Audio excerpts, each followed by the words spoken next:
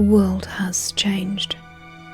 You can feel it in the air, as currents of wild magic pulse and flare across the skies. The barrier between realms is weakened, and none alive know the true cost of victory or defeat. There was one who could have guided our path, and still might. One who was ancient when the Six stepped out of the mists onto the ravaged face of Tyria 10,000 years ago. Ghost was the dragon champion of Rurik and an instrument of his terror and avarice.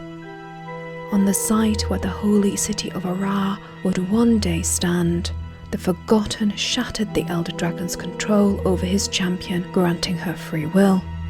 Ghost remained loyal to her master even after the ritual. It was not until she took the lives of others and for the first time was able to see into their minds and feel their pain did she forsake her corruptor. Overwhelmed by shame and sorrow, the dragon champion Ghost was transformed from an emissary of destruction into Glint, a friend to all life on Tyria. Risking everything, she hid many of the ancient races from the Elder Dragons during their last rising. Rurek's loss was great, and so too would be his wrath. For Glint was not just a cunning and brutal force of nature. She was able to pierce the temporal veil and gaze across time unending. 800 years before the Ascalonian searing, Glint prophesied its fall in the Flameseeker Prophecies. In 1072, after Exodus, the Ascalonian refugees had lost almost everything save their hope. Fleeing across the Shiver Peak Mountains, Prince Rurik had led his people from one war zone into another. The xenophobic Stone Summit dwarves were waging a bloody war against their more open and tolerant cousins, the Deldrimor. Rurik found common cause with the Deldrimor dwarves, who aided the refugees' passage across the mountains. In return, the prince and his people would help the Deldrimor with their struggle against the Stone Summit. Prince Rurik would never see the founding of the Ascalonian settlement in Krytan. Fated to fall, he was murdered by the leader of the Stone Summit dwarves, Dagnar Stonepate, at the Frost Gate, ensuring his people's escape. The Shellshock refugees finally found safety in Lion's Arch, but for some this respite would be short-lived. Krytan, under the protection of the White Mantle, had repelled the Char invasion, but now faced a new threat. The Sol de Lesio seaboard to the southwest was besieged by an undead horde, determined to live up to the sacrifice of their prince and unaware of the true nature of the White Mantle. A few brave souls volunteered their aid. The Ascalonians were able to break through the undead attack and rushed to warn their new ally, Confessor Dorian, at the Temple of Tolerance. The Confessor was convinced the undead's true goal was to seize an ancient religious artifact called the Scepter of Awe. Charged with the defense of the scepter and its bearer, Danas, the Ascalonians successfully fought back the nightmarish attackers and were rewarded. They were made honorary members of the White Mantle and participated in an unseen ritual in Shaymore, the test of the chosen. Still convinced of the virtue of the mantle and unaware the chosen villagers had been marked for death, the Ascalonians escorted them on the first leg of their long journey to Loamhurst. It was at this point the Shining Blade entered the fray. They ambushed the White Mantle and their new allies and spirited the chosen deep into the Maguma wilds. Thinking the villagers were now in danger, the Ascalonians pursued the Shining Blade into the jungle. Although the rescue operation had been a success, the Shining Blade's escape quickly turned to disaster. When the Ascalonians finally caught up with them, the Blade themselves had been ambushed and the Chosen were in real peril. Teaming up with the Shining Blade, the uneasy allies managed to free the Chosen together. Ivinia, the leader of the Shining Blade, saw real compassion and bravery in these would-be White Mantle and offered a truce. Seeing the Ascalonians were ignorant of the crimes committed in the name of the Unseen Ones, she took a chance, hoping they would rally to her cause when they discovered the truth for themselves. She bid them go to the Bloodstone Fen. There, Justicon Hablion's true nature was laid bare, and the adventurers exacted their wrath upon him. He paid for his crimes in blood, and his soul was trapped in the Bloodstone, cursed along with all those he'd murdered.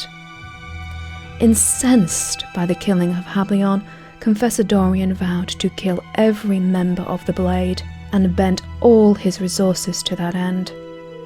Outnumbered and hard-pressed, the inner council of the Blade, Ivinia, Marcus and Cedra, made the decision to locate and unlock the hidden safety of the Henge of Denravi. They were, however, betrayed. White Mantle were waiting to ambush them as they carried out the ritual to open the way to the sacred Druid sanctuary. Thanks to the seasoned martial skills of the Ascalonians, they managed to complete the ritual and reach the safety of the Henge, but the cost was great. There was a traitor in their midst, and they were running out of men and resources, so again Ivinia rolled the dice, gambling on the virtue of an outsider.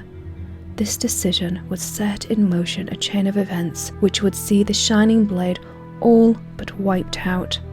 Vizier Kilburn had somehow engineered a meeting with Ivinia. The two shared the same goal, the fall of the Unseen Ones, but for very different reasons. The Shining Blade would acquire the Scepter of Awe for the good Vizier, and he in turn would aid them in their battle against the Mantle. Having proven themselves on the battlefield, the Ascalonians led the mission to steal the scepter. With the aid of Dinas and other Shining Blade spies embedded inside the White Mantle ranks, the raiding party was able to seize their prize. This victory, however, was short-lived, for as the scepter was placed in the hands of the Vizier, the Mantle struck at the heart of the resistance. The Henge of Denravi became a bloodbath, and every hiding place and stronghold of the Blade was put to the torch. Ivinia and Cedra were taken captive, and the few surviving Blade fled into the Shiver Peaks. The same would have befallen the Ascalonians but for the intercession of the Vizier. The other traitor in their midst still needed his pawns and contrived their escape. Kilburn convinced the Ascalonians the only way to defeat the White Mantle was to fulfill the ancient Flameseeker Prophecies by gaining the gift of true sight. He bid them go to the Crystal Desert, find the Oracle, and walk the path of ascension. Desperate to free Krytan from the savage White Mantle and avenge their friends, the Ascalonians blindly placed their trust in Kilburn. The duplicitous Vizier manipulated the young adventurers with ease and carried them across the Sea of Sorrows to the Amnoon Oasis. In the Crystal Desert, steered by the hand of fate, the Ascalonians would find the fallen king Turai Ossa. In life he had freed the kingdom of Alona from the tyranny of the undead lord Palawa Joko. Rising from war marshal to king, Turai relentlessly sought greatness, which would ultimately lead to his demise.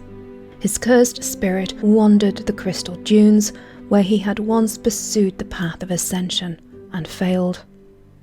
Through these young adventurers, Turai sought release. He would guide them on their path, first to gain the gaze of the gods, and then to complete the trials of the Forgotten. These tests were brutal and bloody, and were it not for their unworldly guide, the young heroes might well have fallen. For the final test, the Ascalonians would enter the now sundered Aubrey Rock. The Vision Crystal, won from their trials, was used to pierce its shell and reveal the place of their final trial.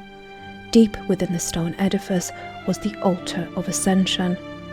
Here, surrounded by the golden statues of the old gods, the young adventurers would either ascend or die.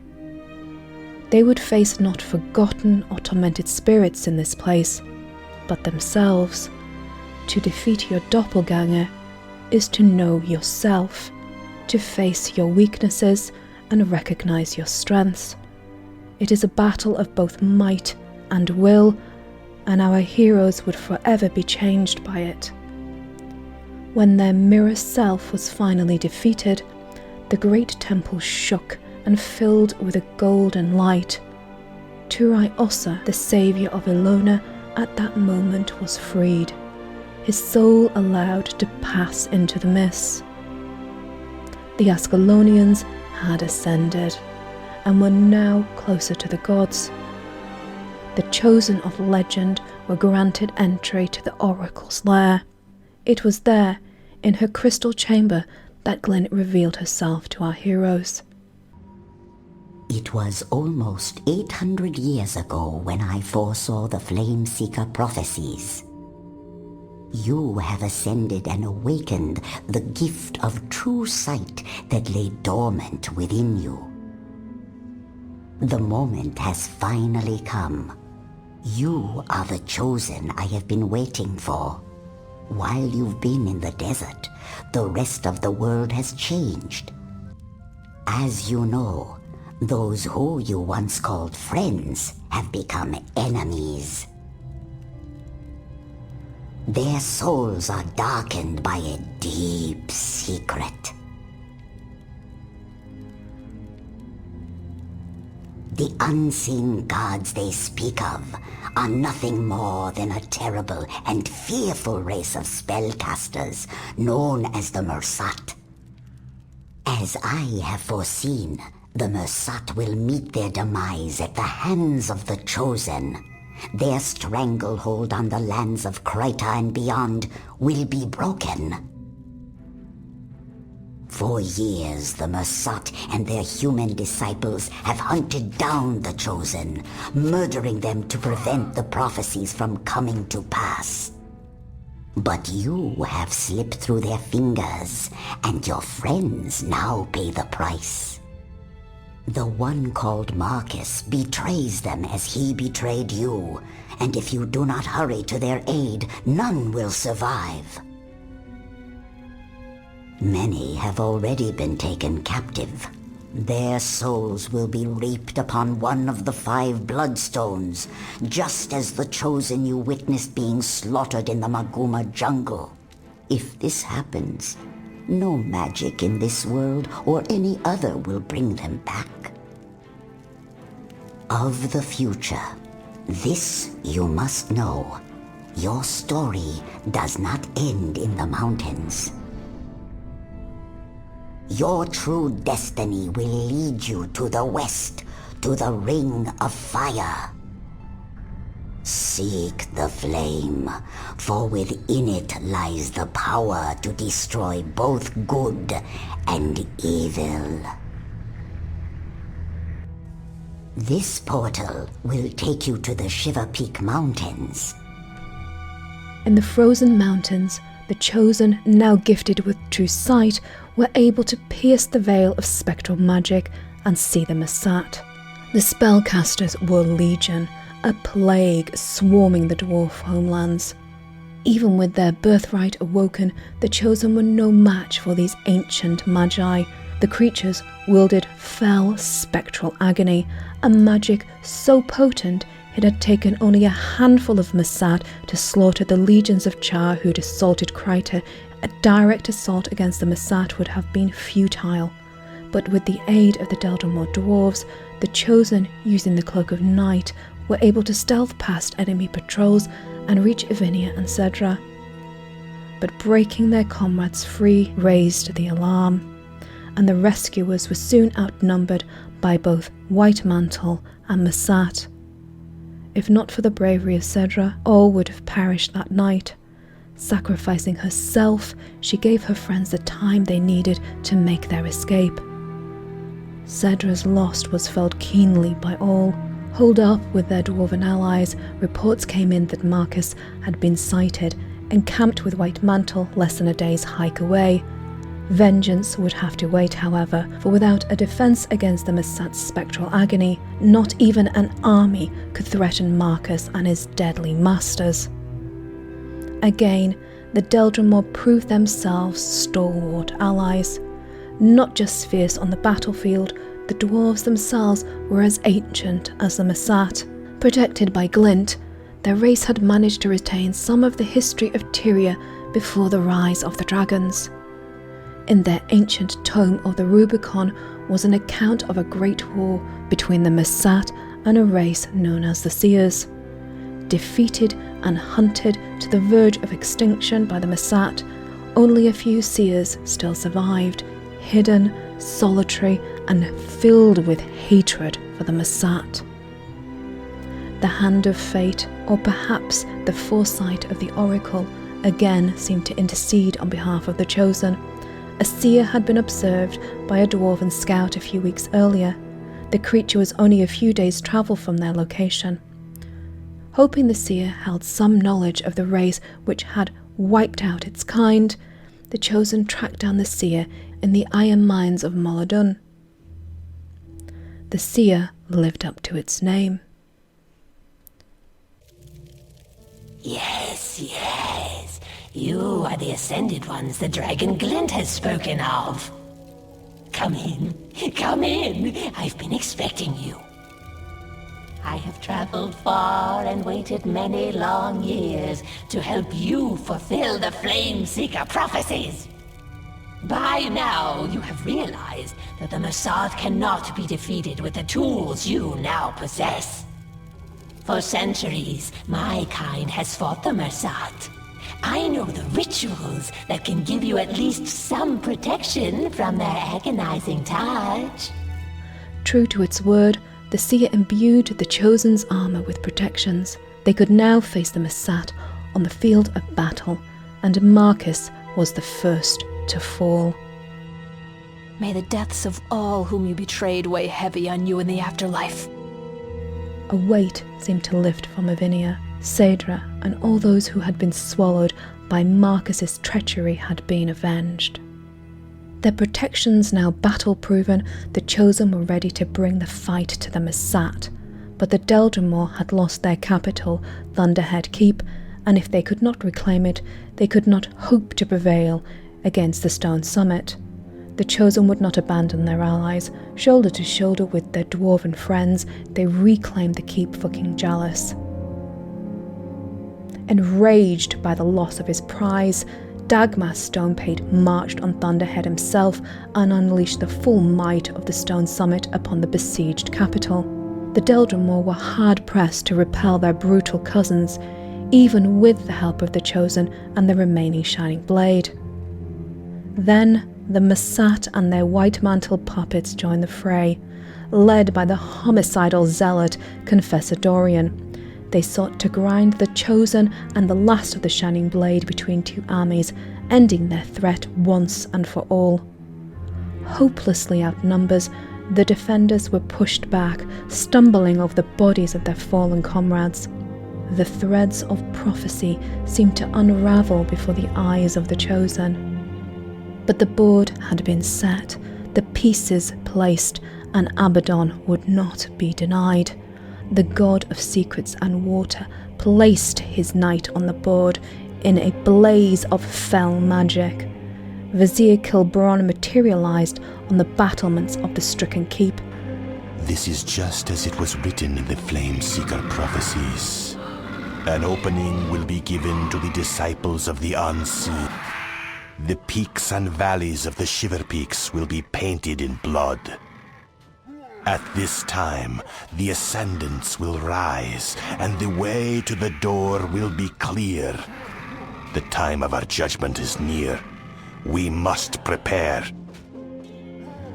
The countless bodies of the fallen rose up and fell upon the living. The tide of battle suddenly shifted. When the last war cries had fallen silent, the bodies of Dorian and Dagnar Stonepate were counted amongst the dead. Thanks to the Vizier, the Deldrimor and the Shining Blade had triumphed against all odds. The Mursaat, however, were not defeated, just their foot soldiers. You must go to the Ring of Fire Island chain. In the caldera of the largest volcano, you will find the power you need. That is where we will find the Door of Komali. Behind it lies the secret to defeating the Mursaat.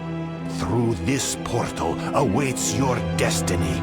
Do not let it linger. Seize that which you were born to do.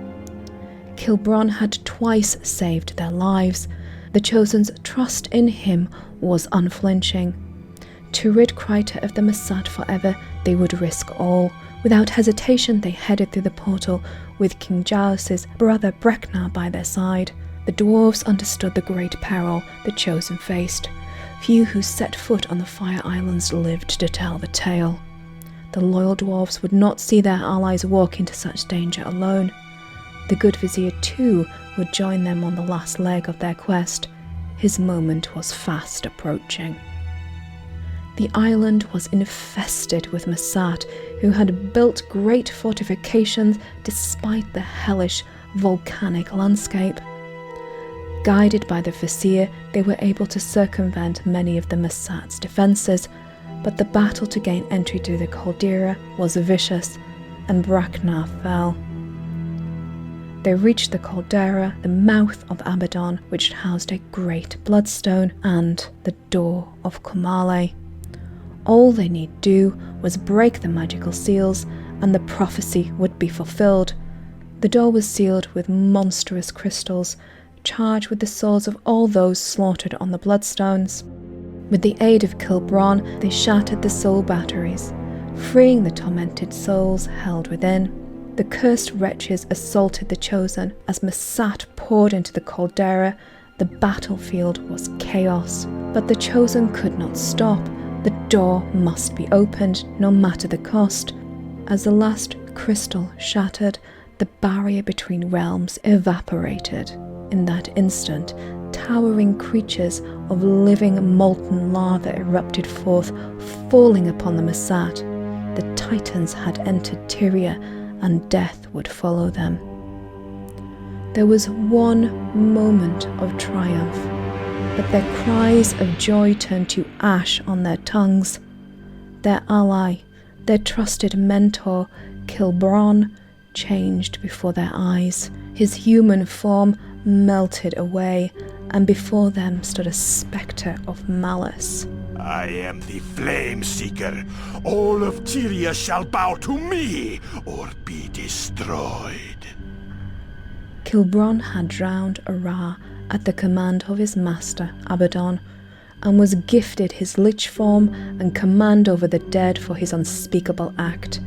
He had gained the scepter of awe by deception when he had failed to gain it by force. Now he would use it to command Abaddon's creations, the Titans. He had manipulated the Chosen to help him dispatch the Mursaat and open the way. It was his prophecy. He was the Flameseeker, and the world would burn and bow to him and his master. Kilburn used the Scepter of Awe to command the Titans out into the world, opening portals for his minions so they could attack Krytan and beyond. If they did not close the portal, all would be lost because of their folly and misplaced trust. Then the Chosen's eyes fell upon a small figure beside the Lich, flaming sword in hand. The reanimated corpse of their fallen Prince Rurik cried a warning before attacking them. This last atrocity was almost unbearable. The Chosen were forced to end their prince to free him from the Lich's grip. With his last breath, Rurik aided his people again. Listen to me. The Door of Komali must be closed. Kill the Lich while he stands atop the Bloodstone inside the caldera. If you do this, his spirit will recharge the soul batteries, and the door will close again. You have served Ascalon well. I beg of you, Do one last duty for your prince. They rushed to fulfill their liege's last command and fell upon the treacherous lich. Kilburn fell, only to rise again and again, but each time he fell, a crystal soul battery was replenished. The battle was long, but the Chosen were relentless in their assault. They would end the deceiver or die trying. As the lich's corpse lay sundered at their feet and the way between realms was finally closed, Glint's image appeared before them. Long into the season of the Scion, Tyria is revived again. Over the bones of the bird of prey, the fire is put out and the diabolic gathering is closed off once again. The Flameseeker Prophecies are now complete. The door of Kamali is closed, and the Titans are once again safely locked away behind it. Abaddon's night had fallen, but as one fell, another would take its place. The fallen god cast his gaze south to the kingdom of Alona. In the land of the golden sun, nightfall began.